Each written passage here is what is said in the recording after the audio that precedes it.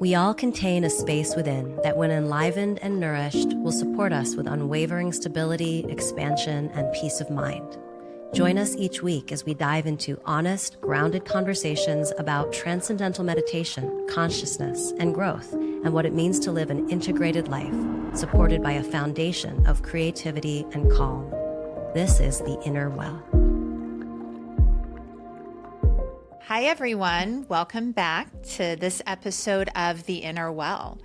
So we thought we'd all take the opportunity to give you guys some of our most pivotal experiences that we've had as teachers. You know, we've all taught thousands of people at this point. And so what are some of our standout students?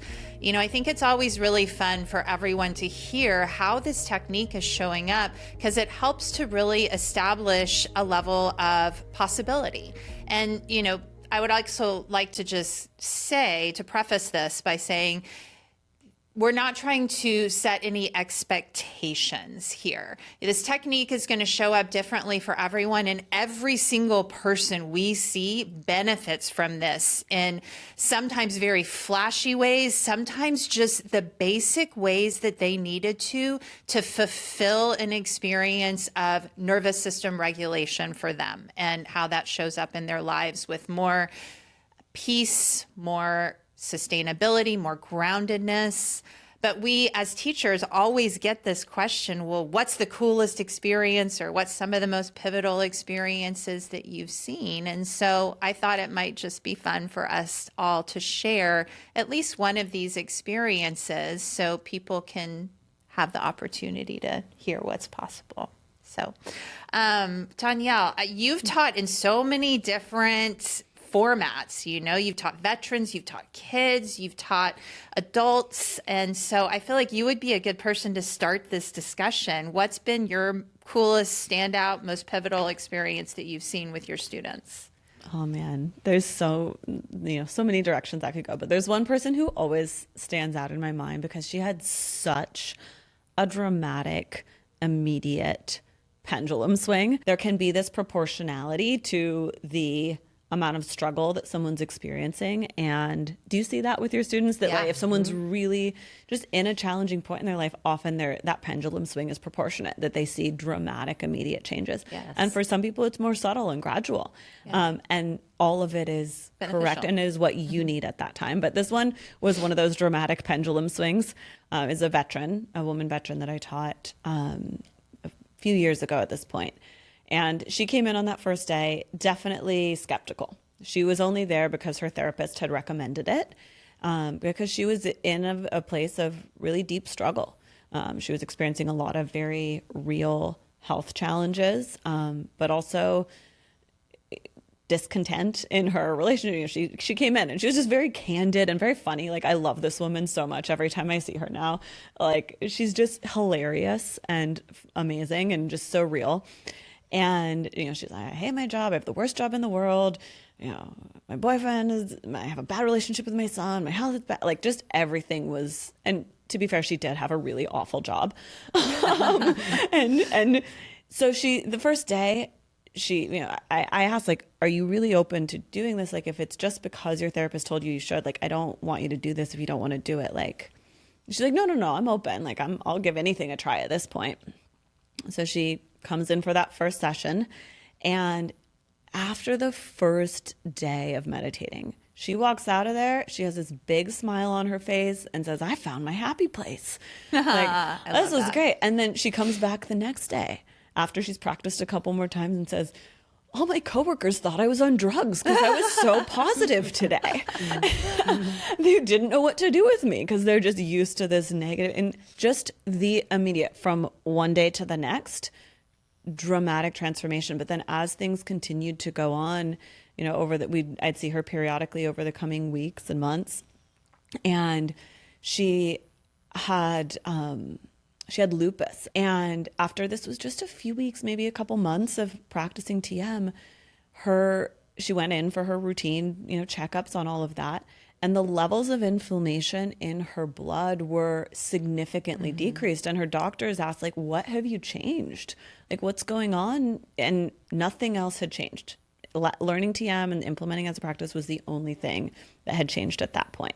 So that was one thing that really blew me away, is how just immediately the physiological effect it can show up. And so, I mean, it was every area of her life. She came back and she was talking about how now she has a great relationship with her son.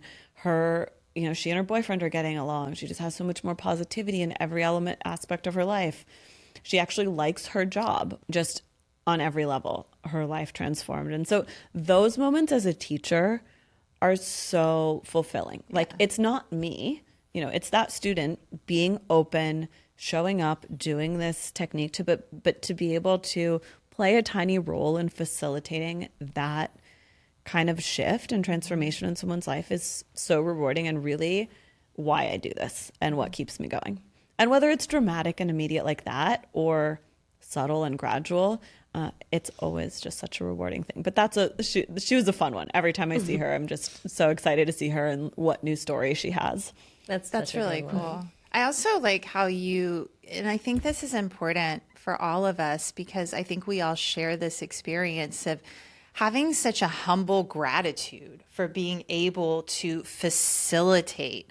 Not that it's coming from us, it's coming through us. Again, this is ancient knowledge that we have learned how to guide people through this technique. But it's such a beautiful experience as a teacher to be able to be a small part of that transformation and to be able to witness that from a place of humble gratitude as the one that, just vessels the potential for people to connect with themselves. Yeah. It's so beautiful. Everything you said. And, as you're talking, Danielle, I had one person in mind I was going to talk about, and then it changed, and then it changed to another person, then changed to another. Because I think we all have so many of these stories, and you were talking about, sometimes it is really dramatic like that. There's a big contrast. And sometimes for others, it's sort of a slow roll where they come back in and they're like, oh, I'm getting it. I'm understanding it, because they're seeing it showing up in their lives. So I'll just share a very simple experience, but I think it's sort of sweet that when I was a very new teacher, this was probably one of the first people I taught in the first few weeks. I taught a girl, and she was someone who, she was going through a hard time. I think she was, newly out of college and into the workforce, and just having some ups and downs and transitions. And she came in and she learned, and it wasn't anything particularly special about her course or significant or about her experience. She liked it. She felt good. And she was happy. And then she came back a couple weeks later, and we checked in, and she said, I'm really noticing a shift. And what's even more interesting to me is that my family is noticing. And she was living with her parents because she just graduated from college. And she was like, my parents are actually really interested in learning. Could I bring them in? And I was like, of course. So then her parents came in and learned, and they went through a course together, and they loved it. And then her brother came in, and then her boyfriend came in, and then an aunt came in. And after a few weeks, I had taught maybe 7 or 8 or 9 people in this family. And they were all loving it. And they were like, can we all come in and do a group meditation together? And so they all came in. And it was just so sweet, because the reason they were learning, and they were, they happened to be a family of people who were generally open to something new, but none of them had meditated before. None of them really saw that as something they could do or found a value. But they started seeing the difference in each other and enjoying being with each other. And then the best part, they came back, it was a few months after I taught them, and they said, we just had Thanksgiving together, and we were with our extended family, but we all decided that before we ate our Thanksgiving meal, we're going to sit down and meditate together at the table. And they meditated together, and then they just had the best time. And they, it was just such an example of, this is such a simple thing. Anybody can do it. And the way that it can show up is in our relationships with others, and that relationship with ourselves. Yeah, I love that. I love the whole, it became like a family event. That's so cool. And that ripple, I love that. Something I often will just say to my students at the end of the class is that even though this is something that you're doing for you, which is beautiful and important, that we prioritize doing things for ourselves, it also has that ripple effect out through every person you interact with.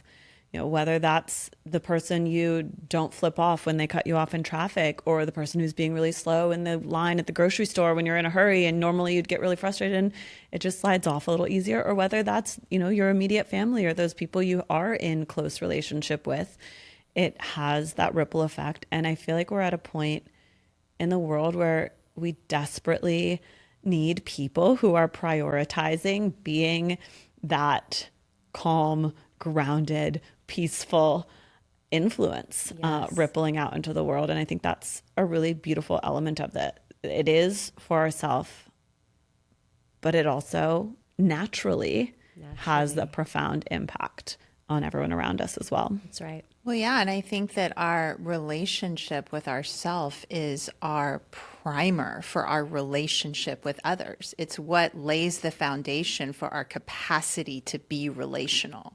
And having a technique that really enables you to sustain a very safe, solidified, grounded, and expanded relationship with yourself really enables this capacity to have this relationship with other people flourish in your reality.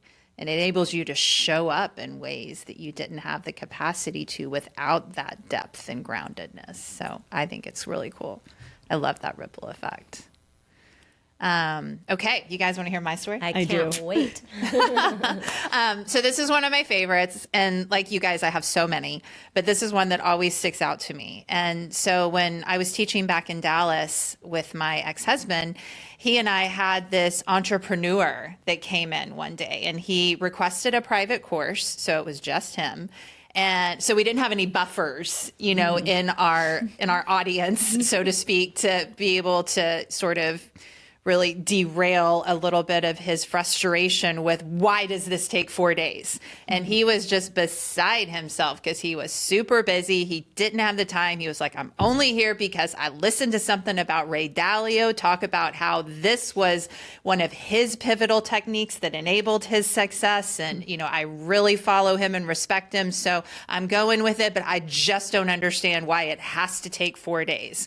And so we went through all of the basics of, well, you get so much knowledge, you know, we really have to split it out over 4 days or else you won't retain or integrate any of it. And so he just kind of reluctantly decided to go through huffing and puffing the whole way. Well, he comes in on the third day and he sits down and he is like, I am sold on this technique. And Josh and I were both like, what happened? You know, what changed your mind? And he said, well, I've been trying to close this business deal for the last 9 months. He's like, it's been such a source of frustration for me. It's kept me up at night. I have just really turned myself inside out trying to figure out what I need to do to just get this done. He said, I sat down to meditate this morning. The answer came to me and I had it closed by noon.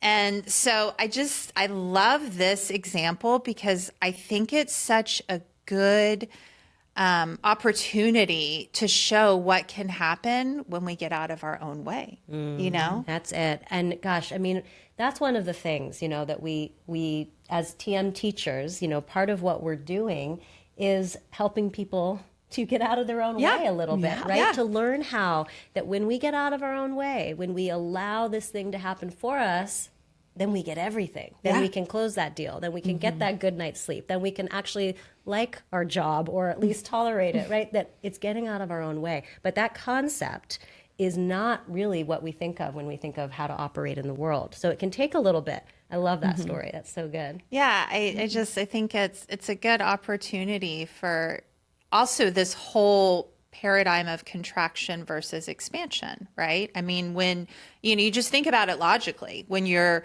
stressed, when you're frustrated, you're putting all this pressure on yourself, all of this just contracts you into this very small space that doesn't allow for creative intelligence or, you know, the most obvious answers to spring forth. And when you are able to ground into that inner well and really get that expansion that comes from connecting with self on that level, then all of the answers can just kind of spring forth and you can show up for yourself in ways that you weren't able to when you were so contracted and you didn't have the space to hold yourself. Yeah, 100%. Another way that that just reminded me of how David Lynch often talks about ideas. Yeah. You know, and I thought that was such a great example of it. David often would say that ideas are like fish. And if we want to catch the little fish, they hang out in the shallow waters. But if we want to catch the big fish, we have to go deeper. Yeah. And that TM is what's allowed him, as a creative genius in so many different areas, but TM is what's allowed him to access these deeper levels of his own mind, of his consciousness, and integrate that into his daily life. But I love that he also clarified he doesn't go into his meditations to go fishing, right? To go looking for those ideas. Yeah, and it sounds important, super important point. You know, it sounds like this student wasn't going into his meditation with any expectation or looking to come up with that answer, that business deal. And it was just in naturally tapping into that inner well, to that expansive level of the own mind, that then as we go out into our daily life, it starts to flow.